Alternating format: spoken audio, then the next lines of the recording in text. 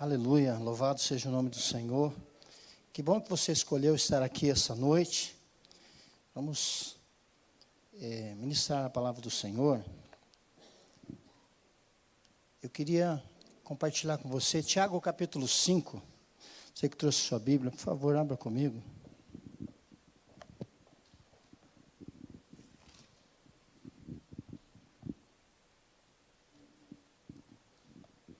Deus é bom o tempo todo, amém? Aleluia. Diz assim, capítulo 5, verso 16. Vamos ler a palavra do Senhor. Portanto, confessem os seus pecados uns aos outros, orem uns pelos outros para serem curados. A oração do justo é poderosa e eficaz. Tem justo aí hoje ou não? Aleluia. Esse escritor é assim, quase que uma unanimidade. Os comentaristas concordam que esse escritor não é aquele Tiago que era apóstolo de Jesus, né, irmão de João, mas irmão de Jesus. Assim como Judas, que escreveu lá o penúltimo livro, né? Eram irmãos, filhos de Maria, irmãos de Jesus. Tiago era um homem muito especial, muito importante diante dos judeus. Há relatos, segundo a cultura, segundo a tradição, de que ele era o chefe do Sinédrio, que ele era o presidente do Sinédrio, o homem mais importante ali. O Sinédrio era um concílio que decidia a respeito de coisas concernentes ao povo judeu, as práticas, a cultura, a religião, a lei e todas essas coisas. Então era um homem que era tido de uma conduta ilibada, um homem bastante influente no meio do seu povo. E ele aqui, nessa carta que ele escreve, ele nos dá um grande ensinamento já de cara nesse versículo que nós lemos aqui. A oração, ela é duas coisas importantes. Ela é poderosa, diga, é poderosa e é eficiente. Então você acredita que quando você ora coisas acontecem? Há coisas neste momento, irmãos, que envolvem o mundo espiritual, que estão em movimento. A Bíblia ela nos ensina que nós devemos orar sem cessar. O que isso significa? Significa que nós temos que ter um espírito voltado para Deus. E os nossos olhos devem contemplar, os nossos pensamentos, as nossas atitudes devem ser voltadas a que os nossos pensamentos sejam elevados a Deus. E agora, quem de nós não estaria interessado em ter nas suas mãos algo que é poderoso e que é eficaz? Então, existe aqui um grande ensinamento. Como não estaríamos interessados nisso? Mas esse mesmo Tiago, ele nos lembra uma coisa. Lá no capítulo 1 dessa carta escrita, ele diz que nós não devemos ser apenas ouvintes, mas praticantes. Ele se refere à palavra de Deus, porém, nós podemos reverter e trazer esse ensinamento para a prática da oração. Porque a gente já aprendeu muito sobre oração. A gente entende a profundidade, a amplitude, o alcance da oração, o poder para mover coisas espirituais e também físicas, mas muitas vezes nós nos enroscamos em certas situações que nos impedem de desenvolver esse hábito. Não se engane, dificilmente você vai se acordar pela manhã com vontade de orar, porque há uma luta, Paulo ele ensina que o espírito milita contra a carne e a carne contra o espírito. Então é necessário algum esforço, algum empenho, é necessário para desenvolver um hábito, irmãos. Um bom hábito, diga-se de passagem, é necessário que paguemos um certo preço. Então existiam algumas coisas que eu queria enumerar aqui para você, aonde muitas vezes nós somos reprovados no desenvolvimento desse hábito. Primeira coisa, o ativismo. O ativismo geralmente é muito ligado ao trabalho secular. É aquilo que te faz, que te move, é aquilo que faz com que você supere os seus limites físicos até mesmo. Você se empenha, você se esforça, você tem seus objetivos, seus planos, e aí então, irmãos, esse ativismo com o tempo produz o cansaço. Amém. Quem fica cansado depois que trabalha aí, diga amém. Consequências do seu Adão, depois a gente se acerta com ele lá. Então, se você fica cansado depois do trabalho, essa situação, ela nos arremete a pensar, a refletir o seguinte: se eu vou dar algo para Deus depois do meu trabalho, depois da minha fadiga, depois do meu cansaço, então eu darei ao Senhor não a primícia, mas o resto. Deus quer ser o primeiro na nossa vida, irmãos. Por isso, essa é uma prática que tenho trazido, graças a Deus, alguns anos já para a minha vida, que as primeiras coisas pela manhã que eu faço é dirigir, me aproximar a Deus, dirigir uma oração, dedicar a Deus aquele dia, oferecer a Ele o meu melhor, sem cansaço. Você acabou de acordar, você está tranquilo, está feliz, está uma noite boa de sono, então você se conecta com Deus, você entrega a Deus. Muitas vezes, irmãos, o nosso silêncio ministra muito o nosso coração. Muitas vezes, sem palavras, essa conexão, irmãos, é uma banda larga tão poderosa que nós desenvolvemos nesse relacionamento, nessa proximidade com o Senhor, que o nosso coração se conecta de uma forma tão poderosa que não são necessárias palavras. Não quer dizer que não devemos orar com palavras, mas muitas vezes o nosso silêncio, irmãos, cura o nosso coração. O nosso silêncio diante de Deus demonstra uma reverência, um silêncio em que você declara sem palavras: Senhor, fala comigo. Senhor, dirige a minha vida. Senhor, me mostra. Deixa eu seguir aqui. Então, muitas coisas que atrapalham o hábito da nossa vida de oração, da nossa conexão com Deus, é a má administração do nosso tempo. Quantos de vocês já se pegaram num determinado momento em que você chega no final do dia e você fala assim: hoje eu não fiz nada? Já aconteceu com você ou não? Amém? Às vezes, irmãos, você trabalha muito, mas na sua mente você não produziu nada. Então isso gera um cansaço, A Bíblia nos diz, Eclesiastes capítulo 3, que há tempo para todas as coisas. Então quando você fala assim, não tenho tempo de orar, sabia que é pecado? Porque a Bíblia diz que há tempo para todas as coisas. Então há tempo para orar também. Então essa má administração do tempo traz problemas, inversões de prioridades. Eu me lembro que há algum tempo atrás, eu acredito que mais de ano já, e eu não me esqueci disso, uma mensagem que o pastor ministrou sobre aquilo que é urgente e aquilo que é importante. Alguém lembra disso? Não? Foi uma mensagem muito pesada, poderosa.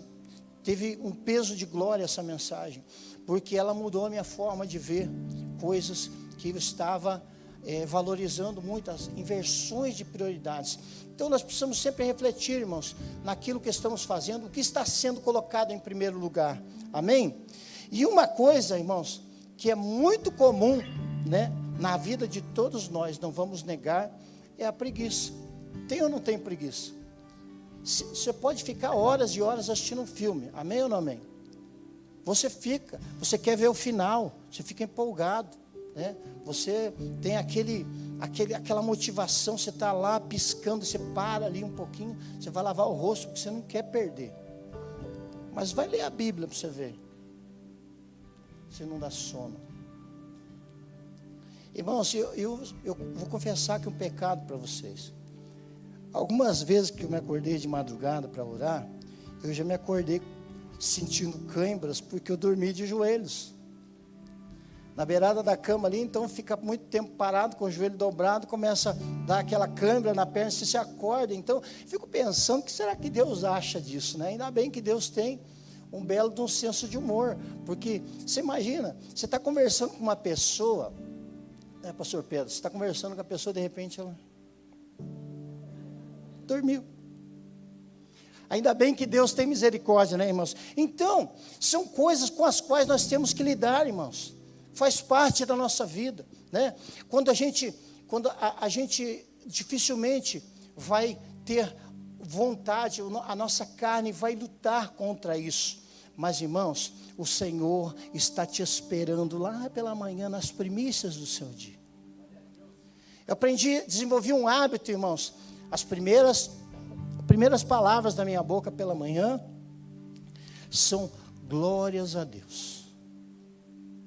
Eu me levanto da cama e eu profiro essas palavras, porque é para a glória de Deus que eu estou abrindo meus olhos, estou indo para um novo dia. São práticas, irmãos, que vão atraindo a presença de Deus. A presença, essa conexão com Deus, você atraindo a presença de Deus na sua vida, você começa a perceber que todas as outras coisas, todos os outros problemas vão ficando tão pequenos, vão ficando tão insignificantes. A presença de Deus, ela aguça tanto o teu espírito, que, irmãos, sabe aquele xarope lá no seu trabalho? Sempre tem um lá, não tem? Irmãos, Deus nos dá graça para relevar. Deus te ajuda a desenvolver o perdão, a tolerância, o domínio próprio.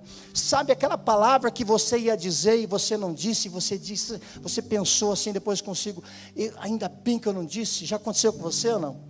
É o Espírito Santo, irmãos, que está sobre a sua vida. É Ele que está dirigindo as suas atitudes. É Ele que está transformando a sua vida. É Ele que está mudando você para melhor. A cada dia que Ele se aproxima, né, que você se aproxima de Deus, coisas fantásticas e maravilhosas começam a acontecer na sua vida. Esse desenvolvimento, irmãos, gera um preço de esforço. Quem está na campanha dos 40 dias de oração aí? Quem sabe qual é o dia da campanha hoje? É o 20º, né? Você está na campanha, mas não lembra do dia, não está lendo o livro então, né? Está escrito lá, dia 20, né? Hoje é o 20º dia. Irmãos, paga-se um preço para isso. Ah, eu tenho esquecido. O Espírito Santo vai te lembrar. Essa proximidade vai fazer com que você deixe coisas banais. Preste atenção no que eu vou te dizer, porque isso é de Deus. Essa conexão com o Senhor vai fazer com que você abandone coisas banais e comece a fazer coisas úteis. Você vai parar de desperdiçar o seu tempo. Deus vai otimizar o teu tempo. Tudo aquilo, irmãos, olha, eu quero profetizar sobre a sua vida. Cada minuto que você ficar na presença do Senhor, Ele multiplicará a sua produtividade 10, 15, 20 vezes mais. Você não vai perder tempo com Deus, você vai ganhar tempo com Deus. Um dia o Senhor Jesus disse assim, olha, aquele que cuida, perder a sua vida, aquele que perder a sua vida, achá-la-á. Porque nele, irmãos, nós encontramos tudo aquilo que nós precisamos. Então, existe uma particularidade no versículo que lemos. Algumas traduções mais antigas, mais tradicionais, dizem que a oração do justo pode muito em seus efeitos. É a oração de quem? Do justo. Ah, pastor, mas aí, então azedou, né? Eu sou pecador, eu também, irmãos. E glórias a Deus por isso.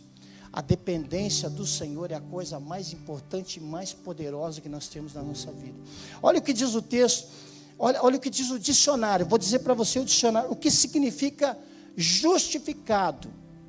Segundo o dicionário, significa ser declarado justo. E sabe quem te declara justo? Jesus. Está lá no texto de Romanos capítulo 5, verso 1. Eu vou ler para você, preste atenção. Tendo sido, pois, justificado pela fé, temos paz com Deus por nosso Senhor Jesus Cristo. Quantos foram justificados aí pela fé? Você acredita nesse Senhor mesmo? Existe uma fé no seu coração? Sabia que nem essa fé é nossa? Porque Ele é o autor e consumador da nossa fé. Então a própria fé que está dentro de nós foi Ele que pôs lá. Glórias a Deus por isso. Então Ele, irmãos, tem nos justificado.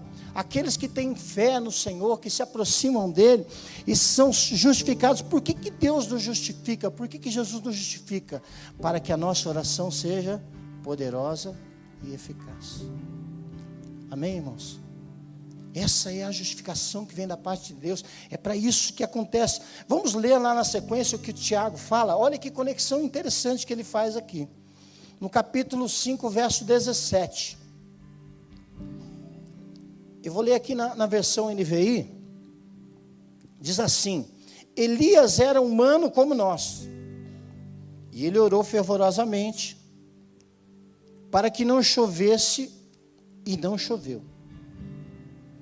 Não choveu sobre a terra durante 3 anos e meio. E orou outra vez, e o céu enviou a chuva, e a terra produziu seus frutos. Irmãos, Elias é um camarada que não se tem muita referência sobre ele. Sabemos que ele é um tisbita, né, da cidade de Tisbe, que fica na Galileia Superior, como dizem, né? Galileia Superior, porque tem um relevo um pouco mais alto, está mais para o lado do norte.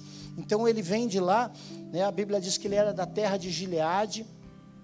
E ele foi um homem, irmãos, que se aproximou muito de Deus, que tinha um sentimento voltado para Deus. E Deus tem muito apreço, irmãos, por aqueles que o consideram como importante. Elias pensava assim, Elias agia assim, Elias dedicava o seu coração a Deus. Mas o que Tiago está falando aqui? Elias era um homem comum.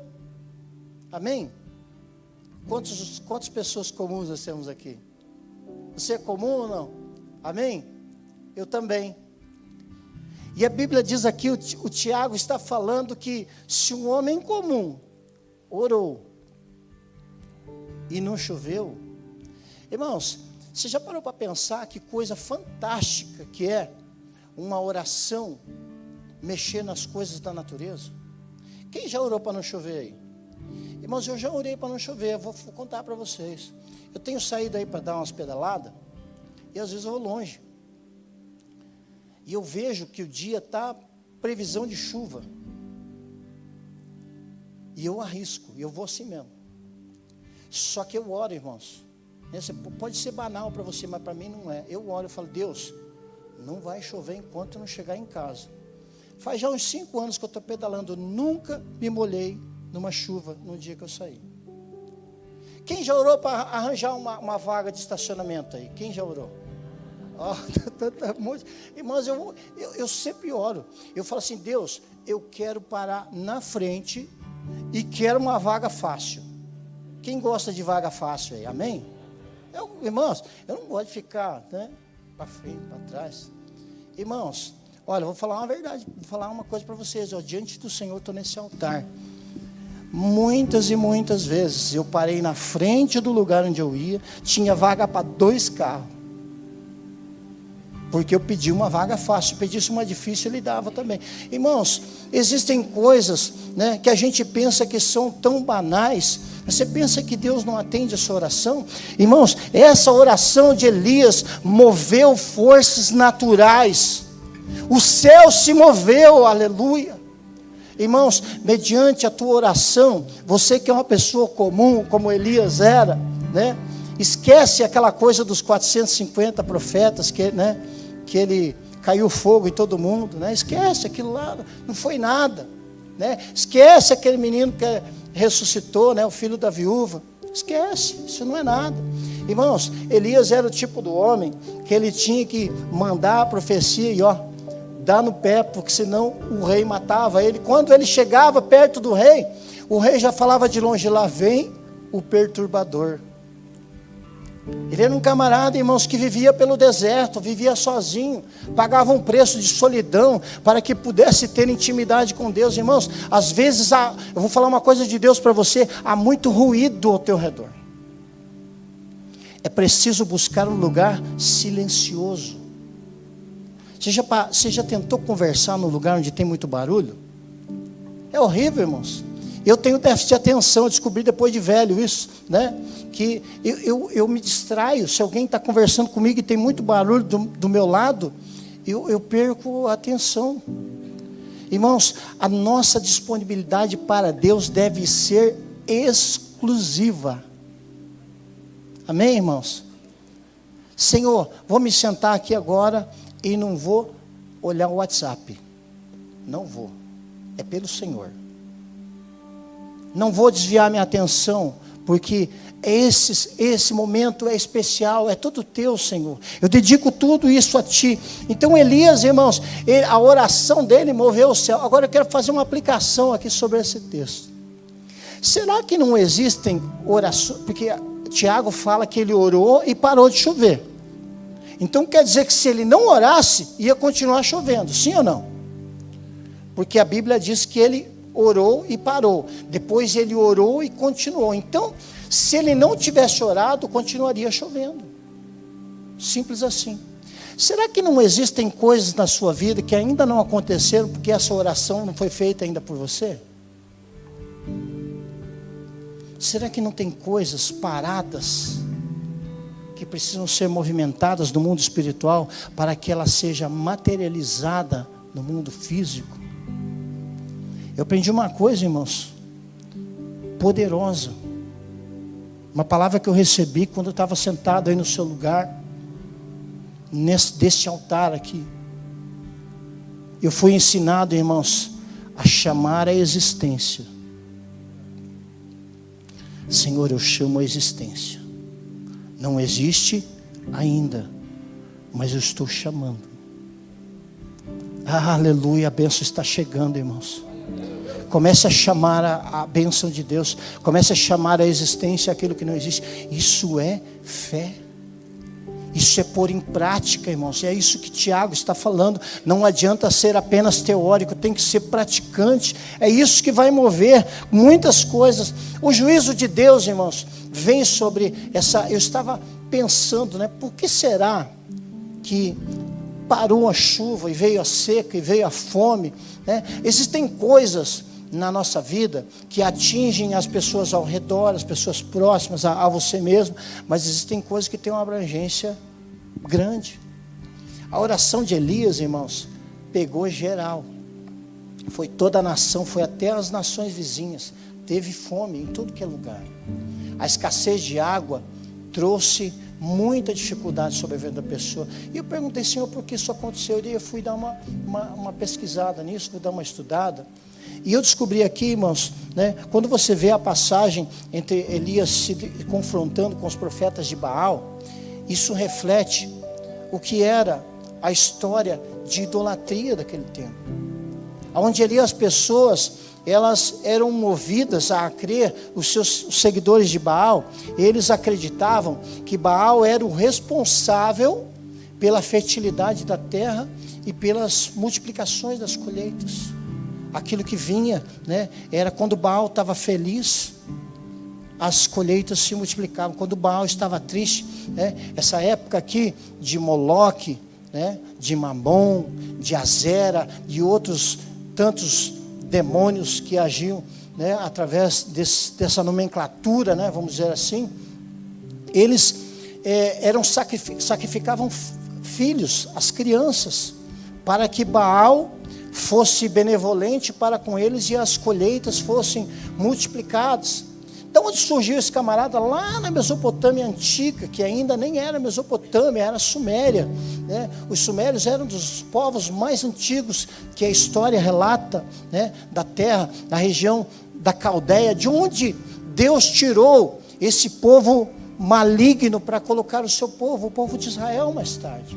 Então, lá onde era Ur dos Caldeus, né, de onde veio Abraão, era uma região onde havia um politeísmo, muita idolatria. Baal, ele procede de lá, ele vem daquela raiz, daquele lugar, e isso foi se disseminando até mesmo no meio do povo de Deus. Cuidado, meus irmãos, com as coisas que estão sendo disseminadas na sua mente. Porque às vezes uma brincadeira começa a se tornar mais séria e mais profunda, e uma mentira acaba se tornando uma verdade. O povo estava perdido em idolatria, então vem o juízo de Deus sobre esse povo. Agora eu pergunto para você, será que todo mundo era idólatra aqui no meio desse povo? Não, porque às vezes, irmãos, aquelas coisas que atingem a população de modo geral, né, a Bíblia nos diz que a chuva vem sobre bons e maus, amém? Infelizmente, as dificuldades, as calamidades também acontecem assim. Mas agora, vou dizer uma coisa para você: Deus não deixa o justo perecer. O Salmo 37, um dos meus textos favoritos da palavra de Deus, diz que os justos clamam e o Senhor ouve. O que diz depois? E Ele os livra de todas as suas tribulações. Todas. Então, irmão, sabe que tem justo no meio da tribulação? Sim, tem justo. Mas o Senhor te livrará. O Senhor te ajudará. O Senhor abrirá uma porta. O Senhor falará. Te dará direção. Te acompanhará, te conduzirá. Mesmo em meio às calamidades, irmãos, esse povo estava sob o juízo de Deus. E esse homem declarou: não vai chover enquanto eu não falar. Imagina, irmãos, que autoridade desse camarada. E ele, irmãos, ele sente o peso da responsabilidade que está sobre ele. Então ele sobe ao Monte Carmelo, ele se encurva, coloca a cabeça entre os joelhos. Não sei como é que ele fez isso, né? Mas ele coloca a cabeça entre os joelhos, ele se dobra. Essa, irmãos, dentro da cultura deles é uma posição de submissão, de humilhação. E essa talvez seja a característica mais importante que eu gostaria de ensinar você nessa noite para uma vida de oração: a submissão, a entrega.